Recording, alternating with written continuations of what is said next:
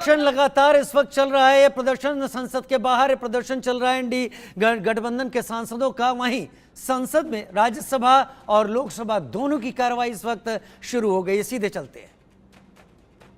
होता है और वो मेंबर्स का समय होता है, इसलिए आप ये व्यवस्थाएं हमेशा परंपरा में रही है और आगे इस परंपरा को और ठीक से लागू किया जाएगा। ममता श्रीनिवास रेड्डी, मंत्री महोदय,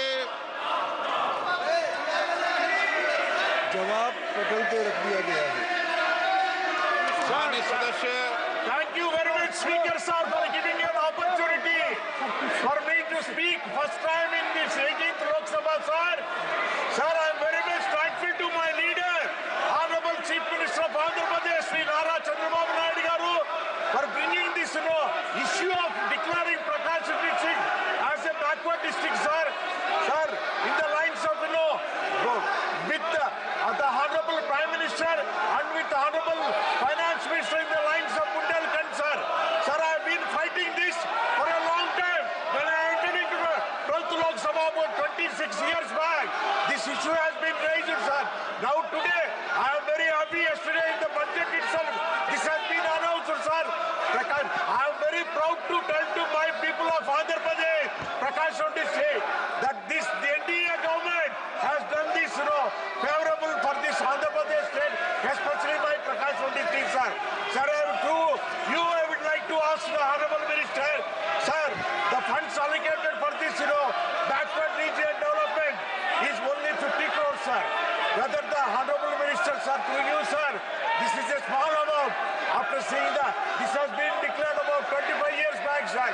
With now, the population increase and the inflation, whether this 50 crores is going to be increased, sir. Sir, the Aspirational Districts Program is a pan-India program. It is a brainchild of the Honorable Prime Minister, and in 2018, all districts were assessed as to find out who were the lowest ranked in living index.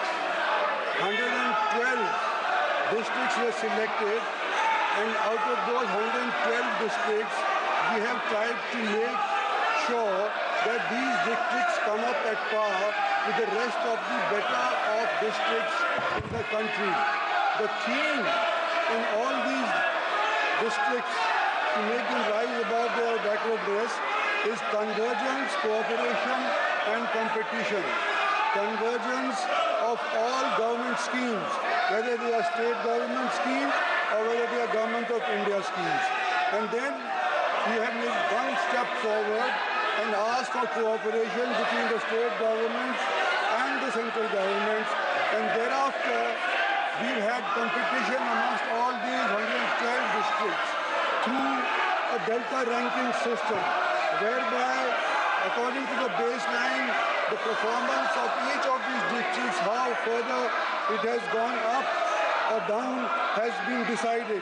Now, Andhra Pradesh had 3 districts which were in the list of 112 aspirational districts. However, 2 of these aspirational districts, namely Visakhapatnam and Vijayanagar, were bifurcated. And instead of Visakhapatnam, Alluri... आप सदन नहीं चलाना चाहते, प्रश्नकाल नहीं चलाना चाहते, सदन में नियोजित तरीके से गतिरोध करना ठीक नहीं है। और माननीय सदस्यगणों, संसद में प्रदर्शन करते समय इस बात का ध्यान रखना चाहिए कि किसी भी माननीय सदस्य को गेट पे आने पे गतिरोध पैदा नहीं होना चाहिए। मैंने बुलाकर भी चर्चा की है और ये उचित नहीं है, मुझे कई माननीय सदस्यों ने लिखा है।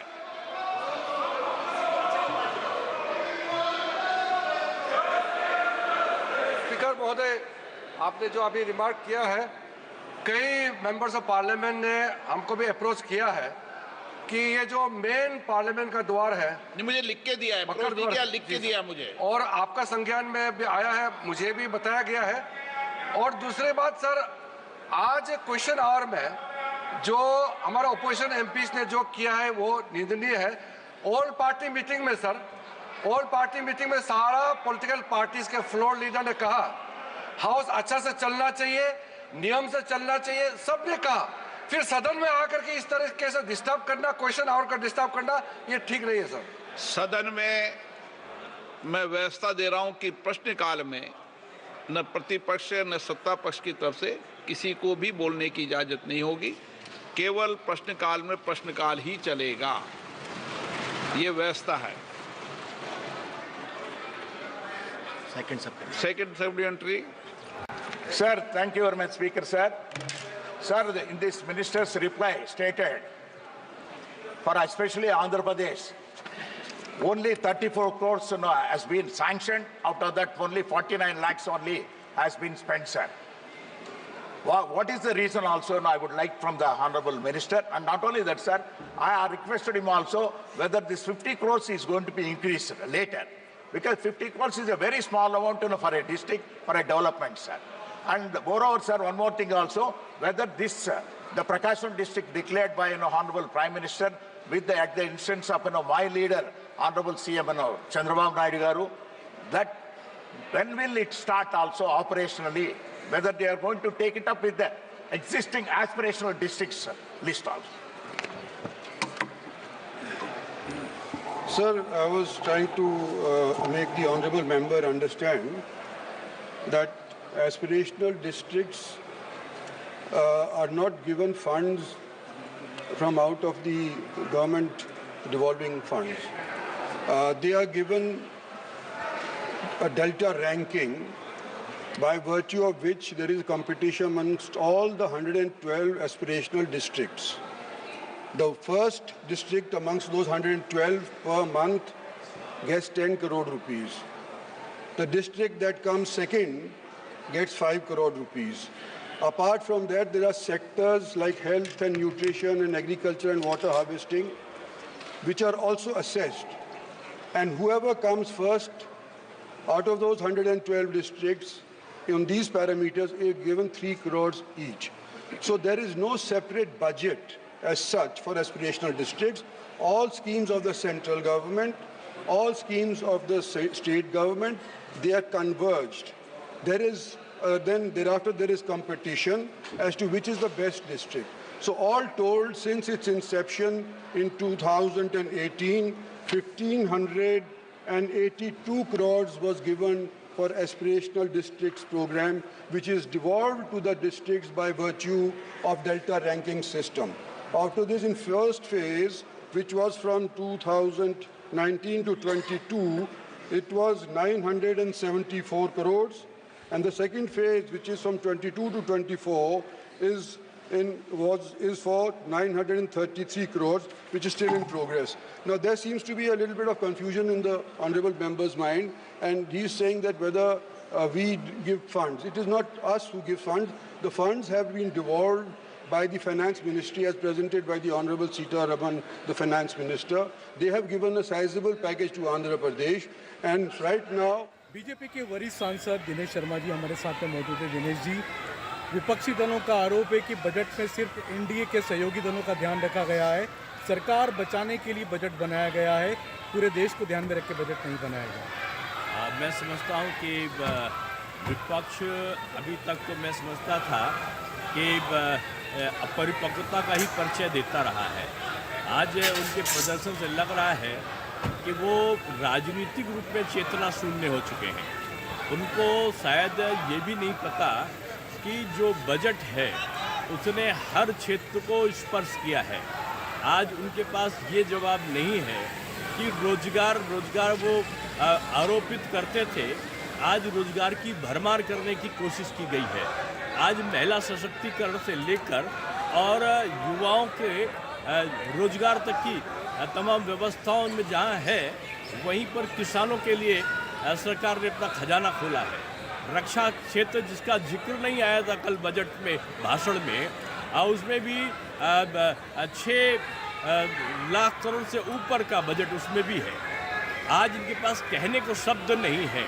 विपक्ष केवल हंगामा मचाना, दुष्प्रचार करना, भ्रम फैलाना ये अफवाहों के सरदार हैं आदरणीय राहुल गांधी जी, और उनके द्वारा जो फैलाई गई अफवाहें होती हैं, उनके जो कारिंदे हैं, उनके जो समर्थक हैं, वो पूरी तरीके से उसमें लग जाते हैं कि किसी प्रकार से वो अफवाह फैला सके। लेकिन सर आप देख रहे हैं इंडिया गठबंधन के सारे नेता नारेबाजी कर रहे हैं, मोदी सरकार आया है, मोदी सरकार की तानाशाही नहीं चलेगी, क्या कहेंगे सर? अब इनको पता है कि मोदी सरकार अब मजबूती के साथ 5 साल नहीं अगले आने वाले समय पर चलने वाली है। ये इसलिए हताश और निराश है।